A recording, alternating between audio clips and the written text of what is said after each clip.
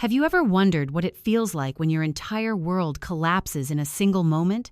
When the man who promised to love you forever strips away everything you thought you were? Well, I'm about to tell you exactly how that feels, and more importantly, how I turned the most devastating betrayal of my life into the most powerful revenge story you'll ever hear. My name is Sophia Hartfield, and 3 months ago, I was digging through a dumpster behind a boarded-up mansion when a woman in an immaculate designer suit appeared. She stopped a few feet away and asked, "Are you Sophia Hartfield?" I froze, clutching a broken antique chair leg, my hands coated in grime, while my ex-husband's cruel words echoed in my head. "No one wants a penniless, homeless woman like you." I'd laughed back then, but now, standing knee-deep in discarded furniture at sunrise, I could almost hear Richard mocking me for scavenging treasures like some desperate vagrant. I pulled myself out of that dumpster and brushed the filth from my jeans. "That's me," I said. "If you're here to collect payment, all I've got is this chair leg." Her lips curved slightly. "I'm Victoria Chen, attorney for the estate of Theodore Hartfield."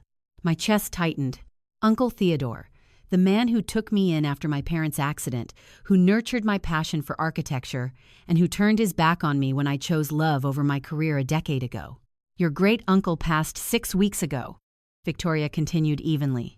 "He named you sole beneficiary of his entire estate." My world went still.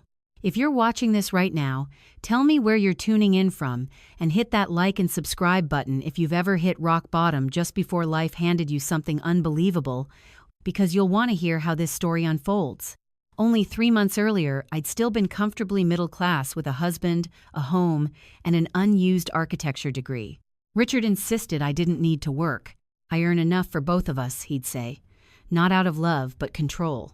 When I found out about his affair with his secretary, everything collapsed overnight. The divorce was vicious. Richard had the best attorneys money could buy. I had legal aid and desperation. He walked away with the house, the cars, and the savings. I walked away with a single suitcase and the bitter truth that our prenup left me nothing. His last words still stung. "Good luck finding someone who wants broken leftovers." Since then, I'd survived by salvaging abandoned furniture, restoring it in a rented storage unit, and selling what I could online. It wasn't glamorous, but it was survival with dignity. Victoria motioned toward a sleek black Mercedes. "Perhaps we can continue this conversation somewhere more comfortable." I stared at my dirt-streaked reflection in the car window. "I'm not exactly dressed for that." "You're the heir to a $50 million estate," she replied with quiet certainty. "The car can survive a little dust. 50 million? The words hung in the air like a second heartbeat. Inside the car, Victoria handed me a folder while the city blurred past. "Your uncle left you his Manhattan home, his Ferrari collection, a portfolio of income properties, and majority ownership of Hartfield architecture. The firm's valuation stands around 47 million. My eyes fixed on the photographs inside, the same brownstone I'd admired years ago in Architectural Digest. "There must be some error," I murmured. "He cut me out of his life a decade ago." Victoria's tone softened. "He never altered his will, Miss Hartfield. But there is one stipulation.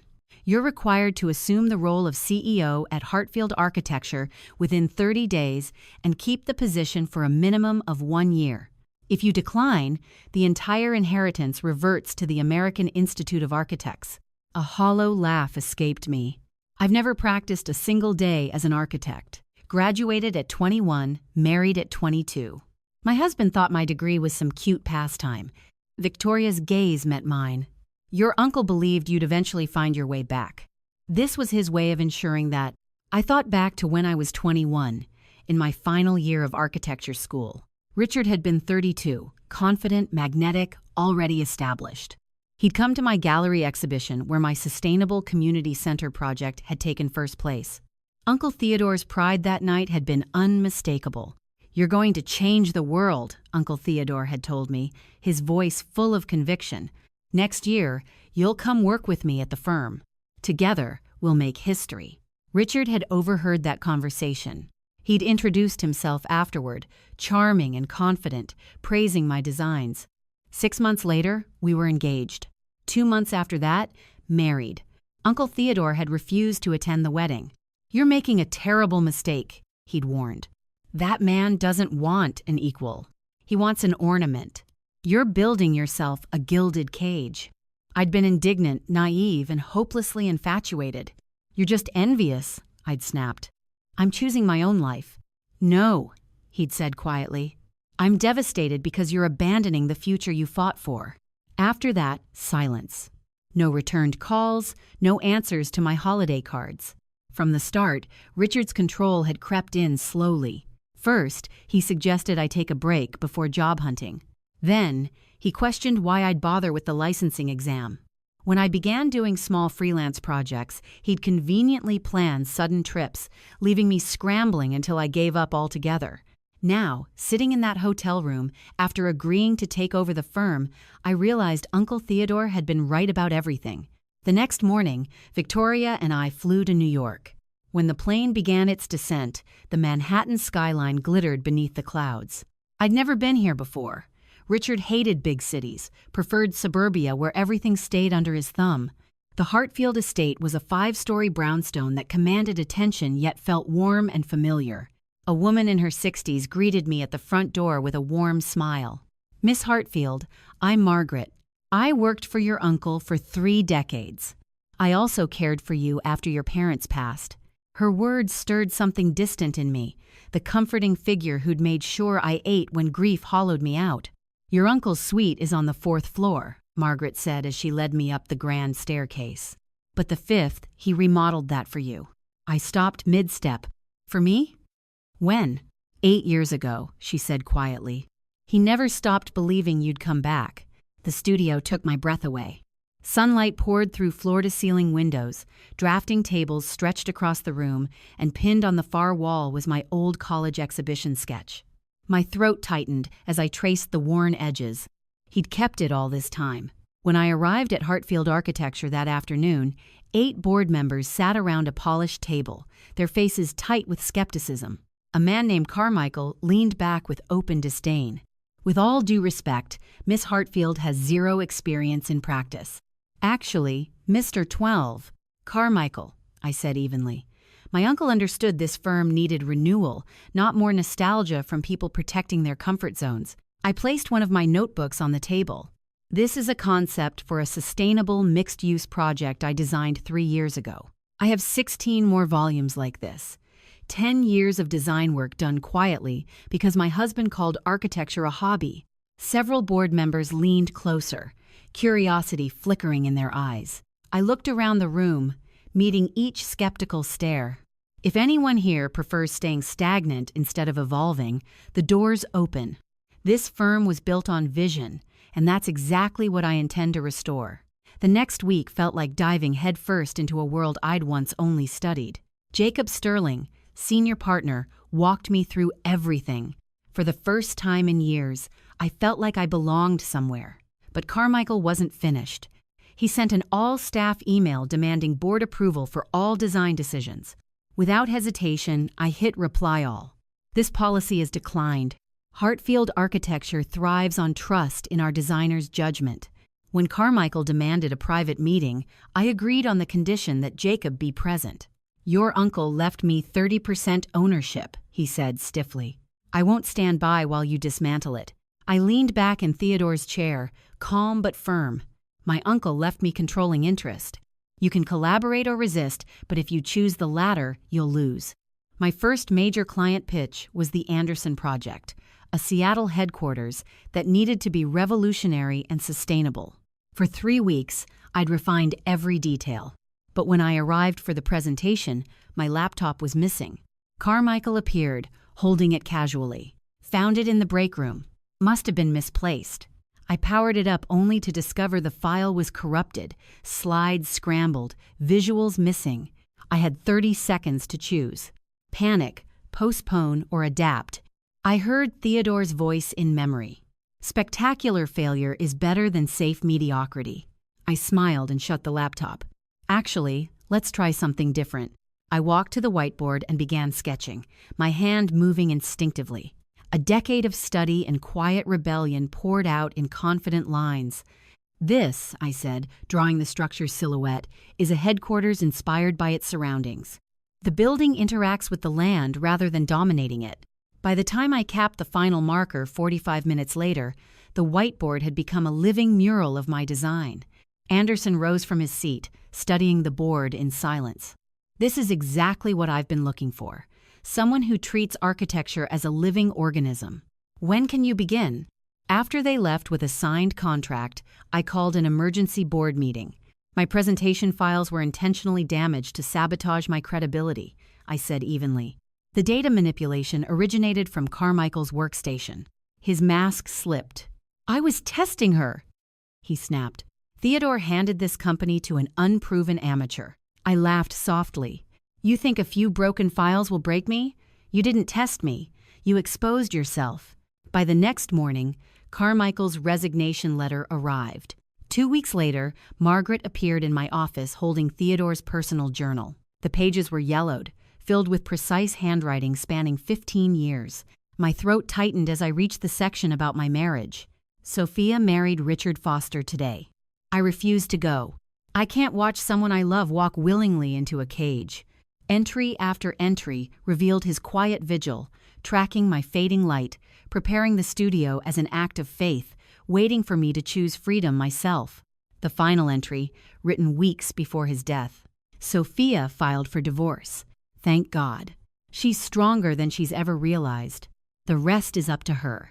I sat motionless, tears blurring the ink.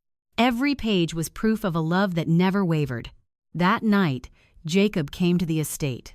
I handed him the journal, and after reading every word, he looked at me carefully. Theodore asked me to guide you, he admitted. But I stopped doing this for Theodore weeks ago. Every day I watch you become more yourself. That's not obligation, that's admiration. And if I'm honest, it's more than admiration. Something stirred in me that I hadn't allowed myself to feel in years. 3 months after I took over, the Hartfield Fellowship launched 12 spots for underrepresented architecture students. Emma Rodriguez, designing homeless shelters with community gardens, was my first choice. You're not here because of charity, I told the fellows. You're here because you're an investment. The program was rigorous, but by November, Emma's community shelter caught the eye of a Brooklyn nonprofit. When Architectural Digest requested an interview about the fellowship, I said, "This isn't about cheap labor. It's about tearing down barriers that keep talent from thriving." At the company holiday party in December, Jacob asked me to dance. As we moved gently with the rhythm, he murmured, "I'm in love with you." Not falling, already there completely. I'll wait as long as you need. Fear flickered, but stronger was the part of me Theodore had rebuilt. I'm terrified, I admitted. What if I'm not ready? Then we figure it out together, Jacob said softly. I don't want to shape you. I love who you already are. I leaned in and kissed him right there in front of half the company. It was reckless, emotional, real. When we broke apart, the room erupted in applause. In February, Architectural Digest published a full feature chronicling my journey from dumpster diving to leading one of the most prestigious architectural firms in the country. The response was staggering, but visibility has a price. Richard started calling. Then came the texts. Saw the article. Impressive. We should talk. I blocked him immediately, but he wasn't finished. He messaged Emma on LinkedIn, sent letters through his lawyer, and when I refused all contact, he started spreading lies about how I'd manipulated a dying man. But Theodore's old network rallied. One by one, they shared stories of how he'd tracked my life with quiet pride, how he'd believed in my eventual return. The whispers died quickly. Then came the ultimate test. Marcus Chen, CEO of a rival firm, made an acquisition offer, $300 million for Hartfield Architecture. My personal share would exceed $150 million. This is a trap, Jacob warned. Marcus wants to eliminate competition and absorb what makes us unique. I didn't need to think. Theodore didn't build this firm for someone like Marcus to strip it for parts. The answer is no. The board smiled. Patricia handed me another envelope. Theodore anticipated this scenario. He established an additional trust, $30 million, unrestricted, as a reward for understanding that some legacies aren't meant to be sold. Inside was also a small velvet box containing a ring that had belonged to my great-aunt Eleanor, the first woman architect in our family. The note read, She never compromised her vision. This ring belongs to someone worthy of her legacy. Build bravely. That evening, Jacob proposed in the studio Theodore had built for me 8 years before I was ready to return. "Sophia Hartfield," he said softly, "will you marry me?" "Yes," I whispered, the word breaking into a laugh and a sob all at once. Our wedding took place 18 months after I'd climbed out of that dumpster. We married in Theodore's rooftop garden, surrounded by the people who'd seen me rebuild my life piece by piece. Margaret clutched a handkerchief Theodore had left labeled for Sophia's wedding day. But even then, Richard wasn't finished. He filed a lawsuit claiming my architectural education counted as a marital asset he was entitled to share. Victoria countersued for emotional distress and harassment, armed with 10 years of journals documenting his systematic destruction of my confidence. At the preliminary hearing, the judge dismissed Richard's case with prejudice. Outside the courthouse, I told reporters, "My ex-husband spent 10 years convincing me I was worthless." Today, the court confirmed what I've always known. Richard Foster is a small man who can't handle strong women, and I'm done giving him any power over my narrative. The clip went viral. Small Man trended for hours. Other women came forward with their own stories. His business collapsed overnight. Using Theodore's final trust fund, I launched a nationwide public architecture initiative. Libraries, community centers, shelters designed with the same dignity usually reserved for the wealthy. 5 years later, I stood at my alma mater giving the commencement address. From that nothing, I told the graduates, I built everything. Not because I was fearless, but because I was finally willing to be seen as imperfect, to fail, to try again, to grow. Some of the strongest foundations are laid after everything else has fallen apart. A young woman approached afterward, saying my documentary had made her believe she could still build something that mattered. "Then you already have," I told her, "because believing you can build, that's where it all begins." That evening, standing on the rooftop of the Hartfield estate, now a public design hub, Jacob slipped his arm around me. 5 years, he said softly. Can you believe it? I looked at the skyline we'd helped reshape, proof that from the deepest ruins, beauty can rise again. Below us, the city pulsed with light. Museums, shelters, schools, all born from one stubborn architect's refusal to let the world decide her worth. Theodore had given me the rarest kind of gift, the gift of collapse, the kind that teaches you exactly how it feels to stand on solid ground again. You can lose everything, your money, your reputation, even your certainty. But the power to rebuild is untouchable. And when you rise again, you don't return to who you were. You become something greater, something truer, something unstoppable. I wasn't Theodore's protege anymore. I wasn't Richard's victim. I was an architect of buildings, yes, but also of second chances, of transformation, of the belief that every person deserves a space to grow into their fullest self. And that was the true inheritance Theodore had left me, not the money, not the company, but the unshakable conviction that no matter how far you fall, you can always build again. This time, build something even more extraordinary than what came before.